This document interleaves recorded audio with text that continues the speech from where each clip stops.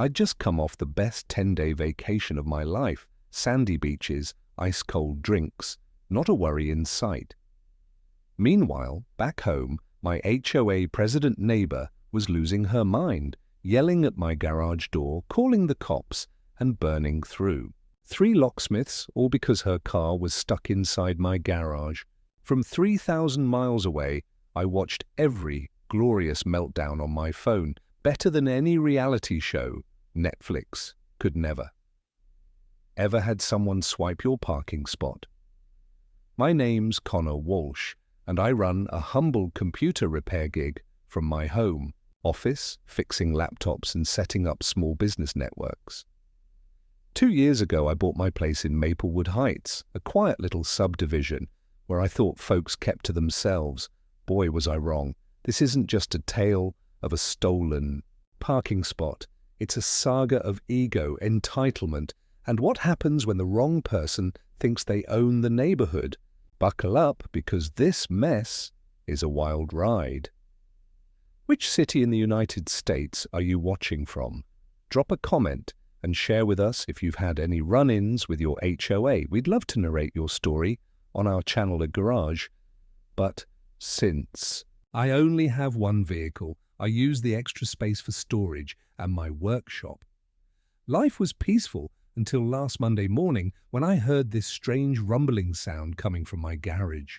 I walked out there expecting to find maybe a raccoon or something, but instead I found a silver Honda Civic parked right in my second bay, like it owned the place. Not halfway in, not blocking anything important, just sitting there like it belonged. The car was clean, relatively new, and had one of those stick-figure family decals on the back window. You know the type. I stood there for a solid minute, just staring at it, wondering if maybe I was still dreaming. But nope, there was definitely a strange car in my garage, and I had absolutely no idea how it got there. The logical first step was to figure out who owned this vehicle. So I walked around to the front of my house and looked up and down the street. Most of my neighbors were already at work, but I noticed the house directly across from mine had an older woman watering her garden. I'd seen her before, but never really talked to her. She lived with her daughter, who I'd heard was some kind of HOA bigwig. That daughter turned out to be Deborah Langston, and boy was I about to get an education in entitlement. I knocked on their front door, and after a few minutes, this woman in her late 30s answered. She was wearing old yoga pants that had seen better days, a wrinkled t-shirt, and her hair looked like she'd just rolled out of bed. But what struck me most was her expression. This looked like I was bothering her by existing on her planet. Before I could even speak, she crossed her arms and gave me this up and down look that screamed judgment. "Hi," I said, trying to be polite. "I'm Connor from across the street. I think your car might be in my garage by mistake." She didn't even blink. Instead, she stepped out onto the porch and closed the door behind her, like she was preparing for battle. "Oh, honey," she said, in this condescending tone that made my skin crawl. "I'm HOA president. I know exactly what I can do and where I can park." The way she said it, you'd think she was announcing she was the Queen of England. I tried to keep my voice level, but it's my garage. I mean, it's on my property. She laughed. Actually laughed. Like I just told her the funniest joke she'd ever heard. "Show me the paperwork that says I can't use unused community space," she said, pulling an old garage door remote out of her pocket and waving it around like a trophy. Until then, I'm parking there. End of discussion. I watched her wave that remote and felt something click in my brain. That wasn't my remote. I had both of mine sitting on my kitchen counter. This woman was using an old remote, probably left behind by the previous homeowner, to access my garage without permission. She wasn't just entitled, she was actually committing what amounted to trespassing with stolen property. Just then, a man in his mid-40s walked over from the house next door. He had kind eyes but looked tired, like someone who'd been dealing with problems for way too long. "Morning, Connor," he said, extending his hand. "I'm Walter Griggs, retired veterinarian. Sorry about this mess." He glanced at Deborah, who immediately bristled. "Walter, this doesn't concern you," she snapped. But Walter just smiled sadly and looked back at me. Last year, she made me tear down my bird fountain because it wasn't community standard. Took me 20 years to get that fountain perfect, and she had it gone in a week. Deborah's face turned red. "That fountain was an eyesore, Walter, and you know it. Some people just don't understand community standards." She turned back to me with renewed confidence. "Look, Connor, I'll keep parking there until you learn to share community resources properly. Maybe this will teach you some social responsibility." With that, she turned around and walked back into the house, slamming the door behind her. Walter and I stood there in stunned silence for a moment.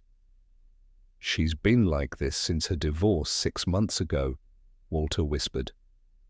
"Lost her big house in the settlement, had to move back in with her mother. She's been taking it out on the whole neighborhood ever since." I thanked Walter for the information and walked back to my house, my mind already racing. This wasn't just a simple misunderstanding or neighborly dispute.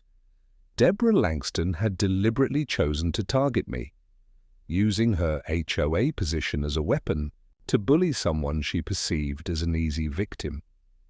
She had no legal right to park in my garage. She knew it, and she was counting on me being too passive to fight back. Right then, I knew exactly what I was dealing with. Time to give Deborah exactly what she wanted. The next morning, I woke up to find not only was Deborah's Honda still in my garage, but she'd also left a McDonald's cup and some wadded-up napkins on my workbench. The audacity was almost impressive. She wasn't just parking in my space.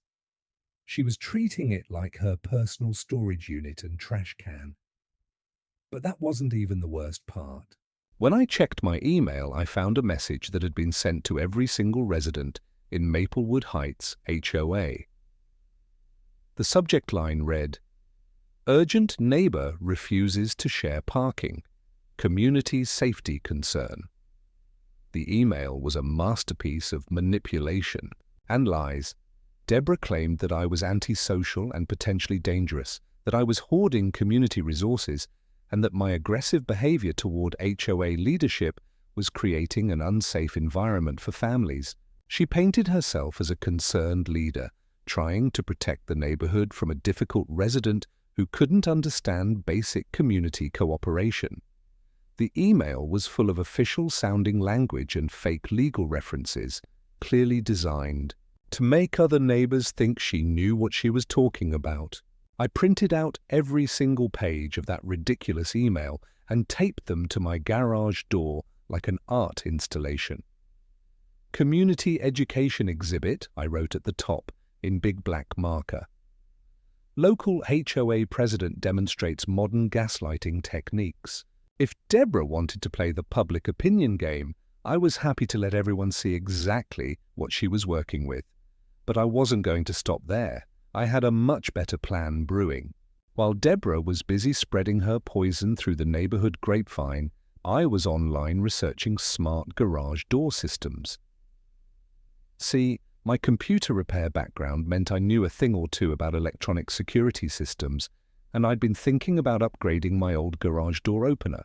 Anyway, I found exactly what I needed, a high-end smart lock system that could be controlled remotely through a phone app and programmed with custom timer functions. Perfect for someone who might want to, say, give a trespasser exactly enough rope to hang themselves with. I ordered the system with next-day delivery and spent the evening reading installation manuals and programming guides. This wasn't just about getting Deborah's car out of my garage anymore. This was about teaching a lesson to someone who thought she could use her position to bully innocent people. Walter came over while I was unloading the boxes from my car, and when I explained what I was planning, his whole face lit up like Christmas morning. "You're actually going to lock her car in there?" he asked, trying not to laugh too loudly.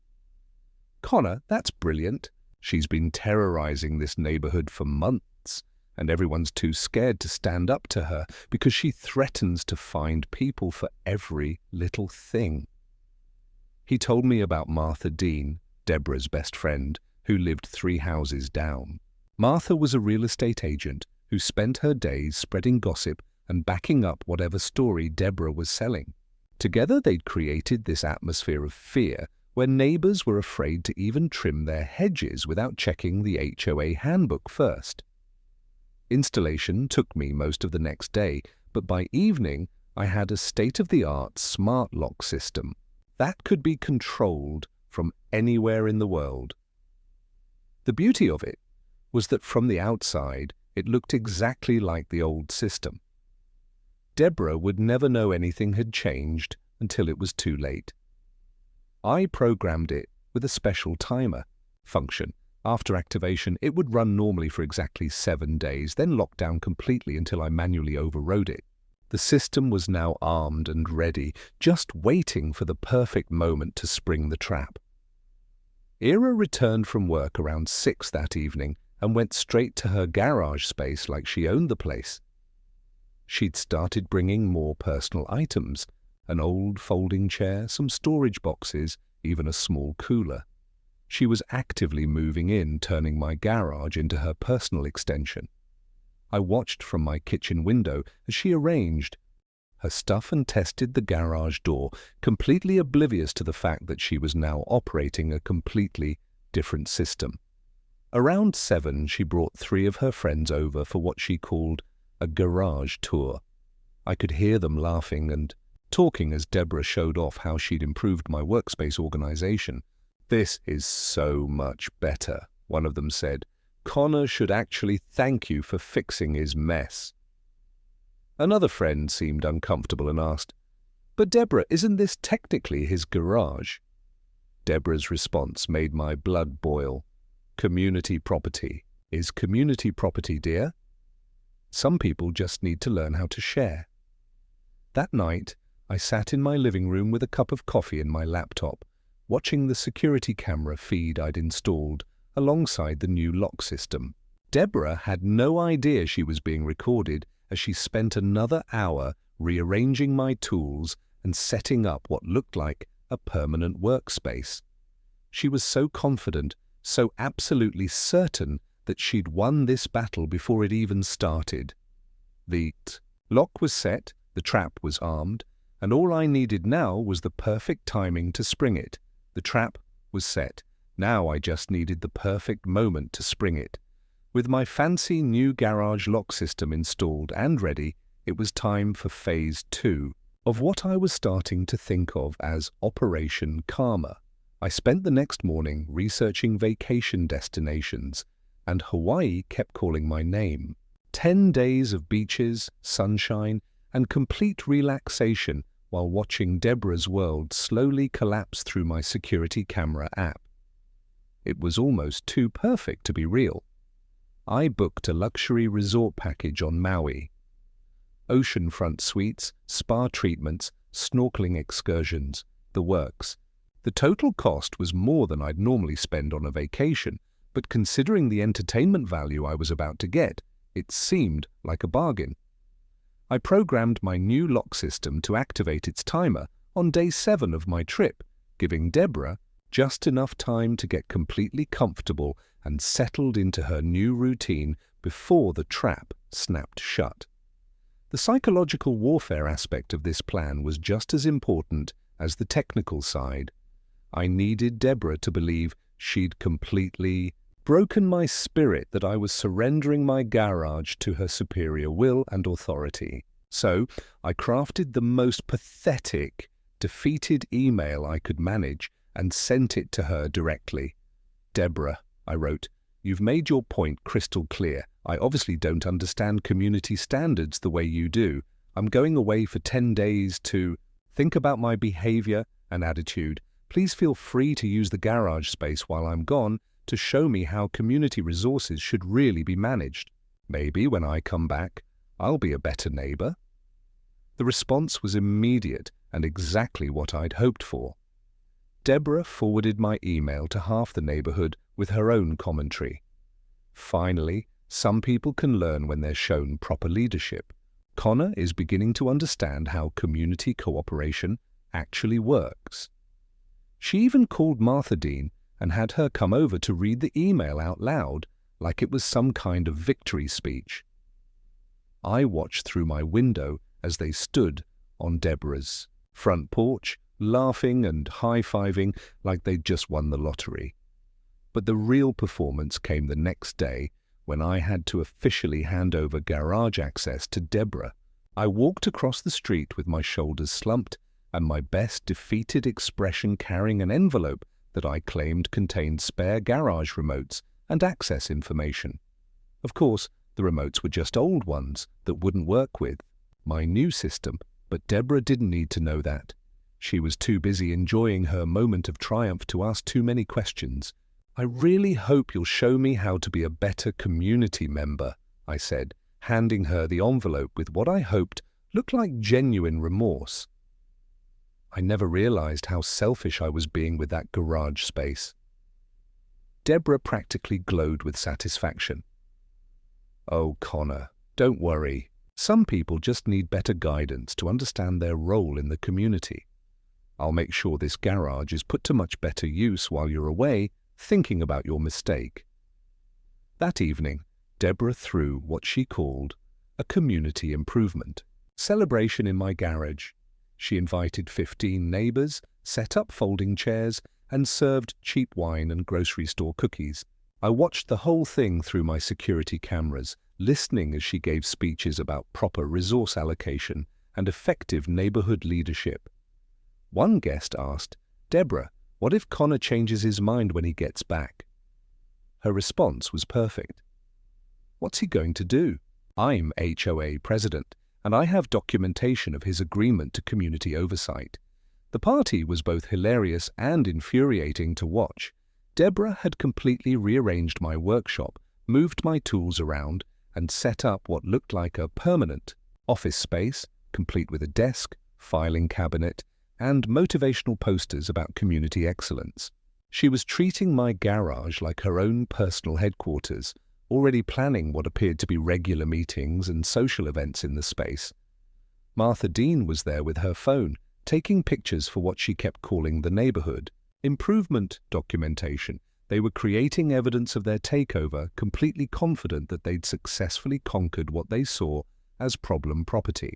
Walter showed up briefly, but I could see him looking uncomfortable as Deborah explained her plans to restructure community resource allocation throughout the entire subdivision. The morning of my departure, I loaded my suitcase into my car with deliberately exaggerated sadness, making sure Deborah could see me through her front window. I even threw in a few dramatic sigh and shoulder slumps for good effect. As I backed out of my driveway, Deborah waved from her porch with the biggest smile I'd ever seen on her face. She had no idea she was waving goodbye to the last 7 days of happiness she'd experienced for quite a while. My flight to Maui was smooth and uneventful, and as the plane lifted off, I opened my phone to check the security camera app one more time. There was Deborah, already in my garage at 8 in the morning, rearranging furniture and setting up what looked like a permanent workspace. She was so busy enjoying her victory that she never noticed the small red light on my new garage door system, quietly counting down the days until her world would change forever. Day 7, Morning in Paradise. Time for my lock to introduce itself to Deborah. The first 6 days of my Hawaiian vacation were absolutely perfect. I spent my mornings on the beach, afternoons exploring the island, and evenings enjoying resort amenities that I'd only dreamed about before.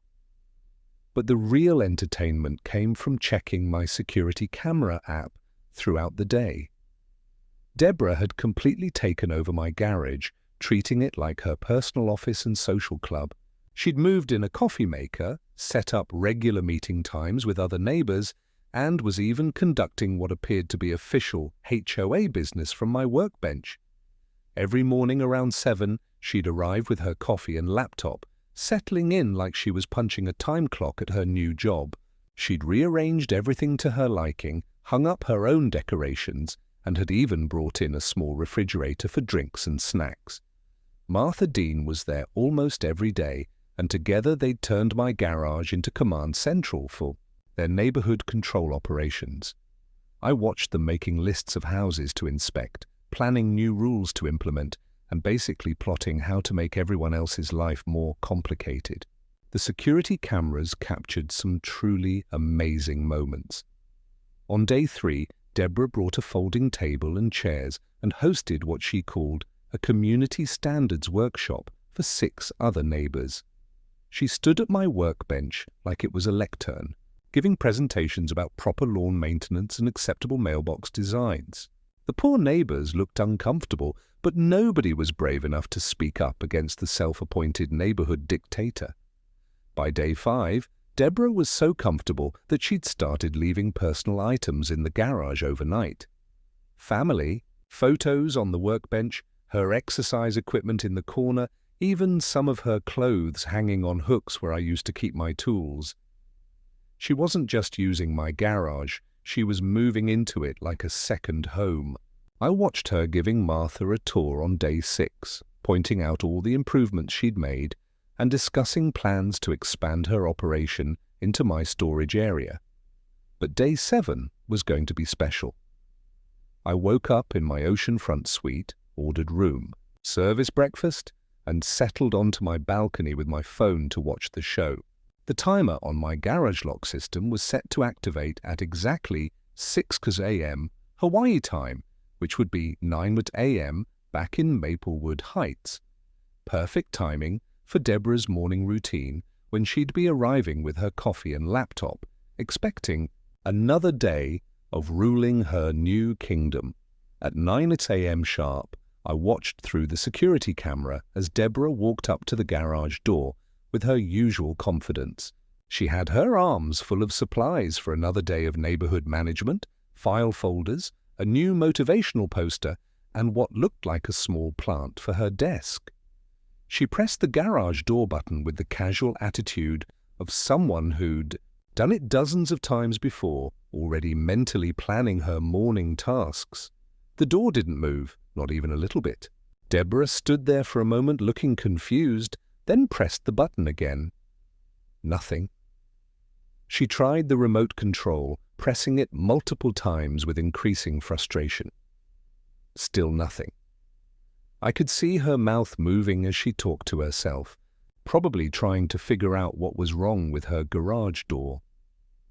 She set down her supplies and tried the manual override, pulling on the emergency release cord and attempting to lift the door by hand. The lock system ID installed was top of the line, designed for maximum security. When it engaged, that door wasn't going anywhere without my personal authorization code. Deborah could pull, push, and pry all she wanted, but she might as well have been trying to move a mountain. After 10 minutes of increasingly frantic attempts, she pulled out her phone and started making calls. The first call was obviously to Martha Dean because within 15 minutes, Martha's car screeched into my driveway. I watched the two of them pointing at the garage door, gesturing wildly and clearly trying to figure out what had gone wrong with their perfect setup. Martha tried her own set of keys and remotes, but of course, nothing worked. They spent another 20 minutes checking windows, looking for alternative entrances, and generally acting like the world was ending. Call number 2 was apparently to a locksmith because around 11 a.m. a van marked emergency lock service pulled up to my house. I watched a patient locksmith explain to 2 increasingly agitated women that he couldn't just break into someone else's garage without proper authorization. "Ma'am, I need written permission from the homeowner," he kept saying while Deborah waved her hands and insisted she had every right to access the space. The locksmith left after about 30 minutes, probably tired of dealing with what was clearly a crazy situation. But Deborah wasn't giving up. Call number 3 brought a second locksmith who gave them exactly the same explanation and drove away shaking his head. By afternoon, she was on her third locksmith of the day. This one charging premium rates for emergency service calls. I spent the rest of day 7 lounging by the pool, occasionally checking my phone to see Deborah and Martha taking turns pounding on the garage door like that would somehow make it open. The security cameras captured every moment of their growing desperation, from confused frustration to angry determination to what looked like the beginning of genuine panic. Deborah's perfect world was starting to crack, and she had no idea how to fix it. That evening, I treated myself to a sunset dinner cruise, watching the Hawaiian sun disappear into the Pacific while 3,000 mi away. Deborah was probably lying awake, wondering what had gone wrong with her foolproof plan to take over my garage. Tomorrow would bring day 8, and I had a feeling things were about to get much more interesting. Tomorrow, I fly home to face the music. Wonder what Deborah learned during her week of thinking. Day 10 of my vacation dawned bright and beautiful, but I was actually excited to head home. The last 3 days had provided endless entertainment through my security camera app, watching Deborah's increasing desperation as locksmith after locksmith told her the same thing. They couldn't break into someone else's property without the owner's permission. She'd tried everything from calling the police to contacting city officials, but everyone kept giving her the same basic lesson in property rights that she apparently never learned in HOA President's School. My flight landed at 4 each in the afternoon, and I deliberately took my time getting home. I stopped for groceries, grabbed dinner at a drive-thru, and even detoured through a car wash, all while watching my phone screen show Deborah pacing around my driveway like a caged animal. By the time I finally pulled into my neighborhood, it was nearly 7:00 p.m., and quite a crowd had gathered. Word had spread about the garage situation, and it seemed like half the neighborhood had come out to watch the homecoming show. Deborah was standing in my driveway, surrounded by the remnants of her failed locksmith army, tools scattered on the ground, 3 different business cards crumpled in her fist, in the desperate look of someone whose perfect plan had completely fallen apart. She'd clearly been there for hours, waiting for my return like a predator stalking its prey. The moment my car appeared around the corner, she started marching toward me, with Martha Dean trailing behind like a reluctant sidekick. "You kidnapped my car!" she screamed before I could even get out of my vehicle. "This is illegal! This is harassment! This is—" She seemed to run out of accusations and just stood there breathing heavily and pointing at my garage door like it had personally offended her entire family tree. I stepped out of my car slowly, still carrying my vacation tan and the relaxed attitude of someone who had spent 10 days in paradise while his problems solved themselves. "Hi, Deborah," I said, in the calmest voice I could manage. "How was your week? Get a lot of community organizing done?" The question seemed to break something in her brain. Her face turned bright red, and she started sputtering about property rights and community resources and how I'd somehow violated every law in the book by locking my own garage. Martha tried to jump in with support, but even she seemed to realize how ridiculous the situation had become. "Would you like me to open the garage so you can get your car?" I asked, pulling out my phone and opening the app that controlled my smart lock system. The simple question seemed to confuse Deborah even more. She'd apparently spent so much time being angry about the situation that she'd forgotten the obvious solution was just to ask the actual owner for access to his own property. "After you compensate me for my suffering," she demanded, as if she'd been the victim of some elaborate crime instead of the perpetrator of ongoing trespassing. "I've lost work time. I've paid locksmith fees. I've been emotionally traumatized by your vindictive behavior." The crowd of neighbors was growing larger, and I could see phones coming out to record was clearly becoming the neighborhood entertainment event of the year. Instead of arguing, I connected my phone to the large outdoor TV screen I'd set up on my back patio for movie nights. Before we discuss compensation, I said loud enough for everyone to hear, maybe we should review exactly what happened here. I think everyone deserves to see the full story. With a few taps on my phone, the security footage from the past 2 weeks began playing on the big screen for all our neighbors to see.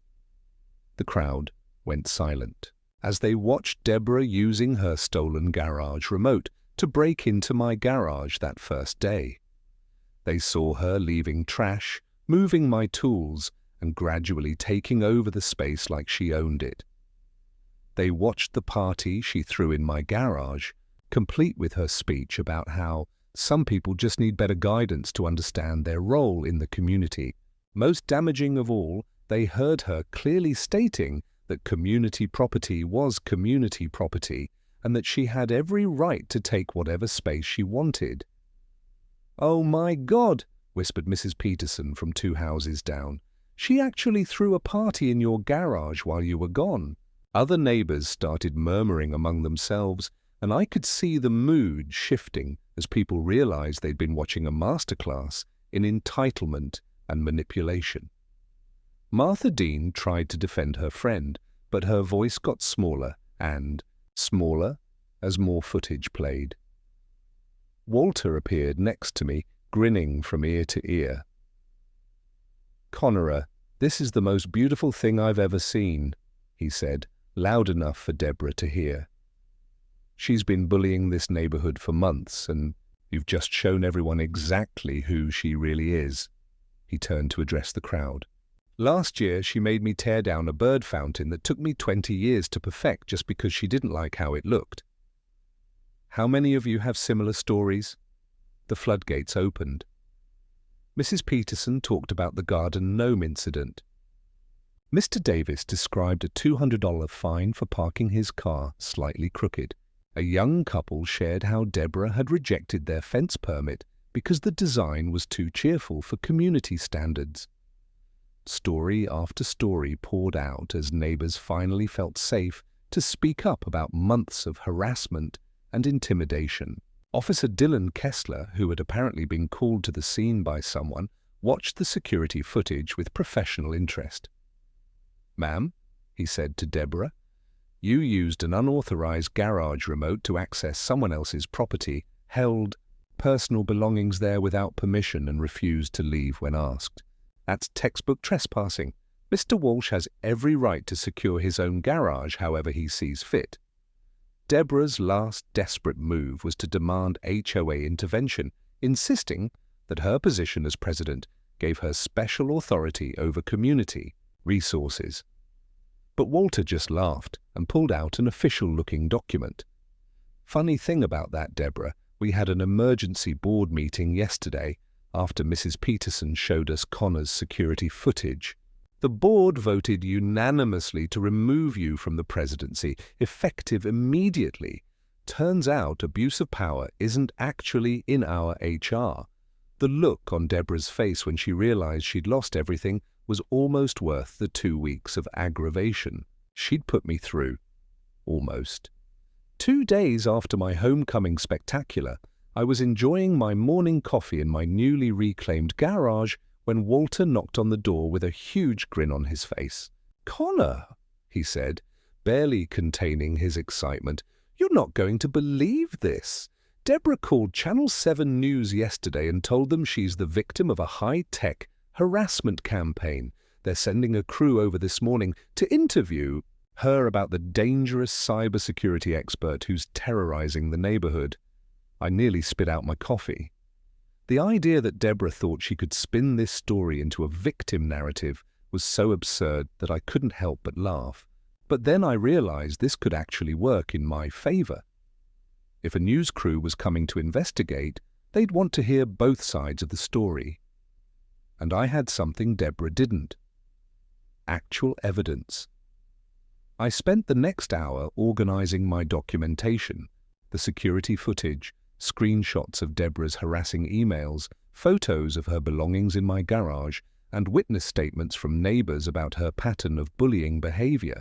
I also printed out copies of the HOA board's decision to remove her from office, complete with the official vote count and list of violations she'd committed. The Channel 7 van pulled up around 10 a.m., followed immediately by Deborah, who had apparently spent considerable time on her appearance for this television debut. She'd done her hair, put on makeup, and was wearing what looked like her most professional outfit.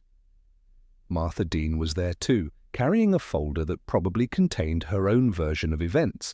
Reporter Jessica Martinez looked like she'd rather be covering actual news instead of a suburban neighborhood dispute, but she set up her camera and began the interview. Mrs. Langston, you claim that your neighbor has used technology to harass and intimidate you. Can you tell us what happened? Deborah launched into her prepared speech about community cooperation and resource sharing, painting herself as a dedicated public servant who'd been victimized by a vindictive neighbor with too much technical knowledge. He trapped my car in his garage using some kind of high-tech security system, Deborah said, managing to sound both outraged and pitiful at the same time. I'm just trying to help our community make better use of shared resources, and he's using intimidation tactics to silence neighborhood leadership. It's cyberbullying, plain and simple. Jessica nodded sympathetically and then asked the question that changed everything. Mrs. Langston, this garage where your car was trapped, is that your garage? Deborah's confident expression flickered for just a moment.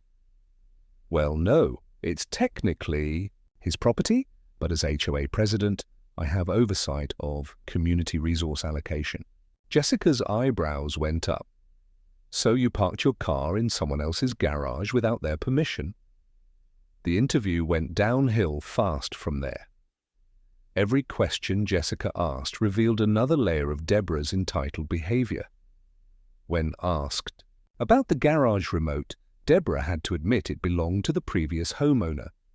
When asked about permission, she claimed her HOA position gave her special rights that didn't actually exist. When asked about the party she'd thrown in my garage, she tried to frame it as a community improvement meeting. Then Jessica asked to interview me. I walked over with my folder of evidence and my most reasonable demeanor.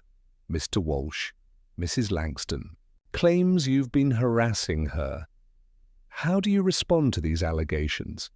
I smiled calmly and handed her a tablet loaded with security footage. I think the evidence speaks for itself. Would you like to see what actually happened? The camera rolled as Jessica watched clips of Deborah breaking into my garage, throwing parties, leaving trash, and generally treating my property like her personal kingdom. You could see her expression change as she realized she'd been fed a completely fabricated story. Mrs. Langston, she called over, can you explain why you're on camera throwing a party in Mr. Walsh's garage while he was out of town? Martha Dean tried to jump in with damage control, but it was too late. Other neighbors had gathered around, and when Jessica started asking them about their experiences with Deborah's leadership, the floodgates opened again. Mrs. Peterson, Mr. Davis, and half a dozen other residents shared their stories of harassment, excessive fines, and intimidation tactics. The capigra came when Walter produced the official HOA board resolution removing Deborah from office. We had an emergency meeting after seeing Mr. Walsh's security footage. He explained to the camera the board voted unanimously that Mrs. Langston had abused her position and violated multiple HOA policies. She's no longer authorized to speak for our community. Jessica turned back to Deborah for a response, but Deborah had apparently realized how badly this was going. Her face was bright red, and she was backing toward her car like she wanted to escape. "This is all lies," she shouted. "He's manipulated everyone against me. I'll sue this entire neighborhood." With that, she got in her car and drove off, leaving Martha standing alone with a camera pointed at her face. The story aired that evening with the headline, "HOA President Abuses Power, Gets Locked Out." The segment showed all the best clips: Deborah's party in my garage, her interview meltdown, and the neighbors celebrating her removal from office. The story went viral online, shared thousands of times with comments ranging from supportive to absolutely savage. But the real consequences were just beginning. Deborah's insurance company saw the news coverage and launched an investigation into her professional conduct. Her supervisors weren't thrilled about their employee being the star of a viral video about abuse of power and property violations. Within a week, she was placed on indefinite suspension pending a review of her client interactions and professional behavior. The neighborhood, meanwhile, was experiencing something it hadn't felt in months: peace. Walter had been elected as interim HOA president, and his first official act was to eliminate all of Deborah's punitive fines and harassment policies. The community garden was restored, Mrs. Peterson got her gnomes back, and people actually started talking to each other again instead of hiding from the HOA enforcement police. Deborah still had one final card to play, but sometimes your last card just proves why you're losing the game. 2 weeks after the news crew debacle, I decided it was time for a proper celebration. I sent out invitations to every household in Maplewood Heights for a garage reclamation barbecue, complete with the tagline, "Come celebrate community resources being used for actual community purposes." I set up grilling stations, borrowed tables and chairs from neighbors, and hung a banner across my garage that read, "Garage officially unstolen." The turnout was incredible. 43 neighbors showed up, including several families I'd never met before. It turned out that Deborah's reign of terror had made a lot of people afraid to participate in community events, but with her gone, everyone was ready to be social again. Mrs. Peterson brought her famous potato salad. Mr. Davis set up a music playlist, and the young couple with the rejected fence brought homemade cupcakes decorated like tiny garages. Walter, in his new role as HOA president, used the gathering to announce some major policy changes. First, he said, addressing the crowd from my workbench that had once served as Deborah's command center, "We're eliminating all punitive fines for minor violations. No more $200 penalties for parking slightly crooked or having the wrong color mailbox." The crowd actually cheered. Second, he continued, "We're implementing a neighbor mediation system. If there are disputes, we'll work them out through discussion and compromise, not intimidation and harassment. And third, we're instituting term limits for all HOA positions. No more neighborhood dictatorships, more cheers."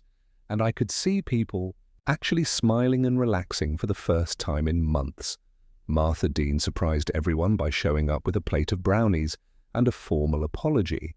"I want everyone to know that I was wrong to support Deborah's behavior," she announced to the group. I got caught up in the gossip and drama, and I helped spread lies about Connor and other neighbors. I'm starting a new initiative called Neighbor Kindness, where we focus on helping each other instead of finding things to complain about. The party was going perfectly when we spotted a familiar U-Haul truck pulling up to Deborah's mother's house across the street. Through the windows, we could see Deborah loading boxes and furniture, apparently moving out for good. The entire BBQ crowd went quiet for a moment, watching the final chapter of our neighborhood drama unfold. Nobody went over to help. Nobody said goodbye, and nobody seemed particularly sad to see her go. "Where do you think she's moving?" asked Mrs. Peterson, more out of curiosity than concern. Walter shrugged.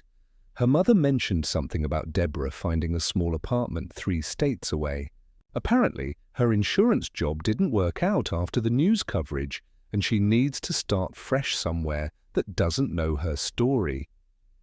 As if on cue, my phone buzzed with a text message from an unknown number. I read it out loud to the group. "Thank you for stopping her. I'm Deborah's ex-husband, and she did this exact same thing throughout our marriage. She targeted our neighbors, made enemies everywhere we lived, and refused to see that she was the problem. I tried to get her help, but she wouldn't listen. Maybe this will finally be the wake-up call she needs." The message put everything into perspective. This wasn't just about a garage or an HOA dispute. This was about a pattern of behavior that had been destroying relationships and communities for years. By standing up to Deborah's bullying, I hadn't just solved my own problem, I'd potentially saved dozens of future victims from the same harassment. Around sunset, as the party was winding down, I found myself standing in my garage looking around at the transformation. Where Deborah had set up her control center, there were now folding tables covered with leftover food and neighbors chatting quietly. Where she'd hung her motivational posters about community excellence, Walter had put up a simple sign that read, "Neighbors helping neighbors." The young couple approached me as they were getting ready to leave. "Connor," the husband said, "we just wanted to thank you for what you did. We were actually thinking about moving because Deborah made our lives so miserable. Now we're excited to stay and be part of a real community." His wife nodded and added, "We've learned something important. You don't have to be anyone's victim, even if they have an official title." As the last neighbors headed home, Walter helped me clean up the garage. "You know," he said, "folding chairs and stacking plates. I've been thinking about converting half of this space into a community workshop. Nothing fancy, just a place where neighbors can borrow tools, work on projects together, maybe teach each other new skills." I loved the idea immediately. My garage, which had been the source of so much conflict, could become a symbol of genuine community cooperation. Over the next few weeks, that's exactly what happened. We set up a tool-sharing program, started hosting monthly fix-it workshops, and even began teaching neighborhood kids basic repair skills. The space that Deborah had tried to steal for her own power trip became something much better, a real community resource that brought people together instead of driving them apart. 6 months later, I received an official letter from the Maplewood Heights HOA. Walter had nominated me for the annual Community Service Award, citing my role in restoring neighborhood harmony and demonstrating that individual rights and community cooperation can coexist peacefully. The award came with a small plaque that now hangs in my garage workshop, right where Deborah used to keep her motivational posters about community excellence. Sometimes I think about that 10-day vacation and how perfectly everything worked out. Deborah thought she was punishing me by stealing my garage, but she actually gave me the perfect opportunity to teach her about consequences. Smart planning really does beat loud arguing every time. And communities really do work better when everyone understands the rules. And speaking of rules, here's the most important one I learned from this whole experience. You don't have to be anyone's victim, no matter how official their title sounds or how entitled their behavior seems. Sometimes bullies just need to meet someone who's willing to be smarter instead of louder. Best vacation I ever took, and I didn't even have to leave the country to get justice. Anyone else have HOA horror stories? I'd love to hear how you handled your neighborhood drama in the comments below. Remember, standing up for yourself isn't just about winning. It's about making sure the next person doesn't have to go through the same thing. Catch more by checking out the next video. We promise it's even wilder.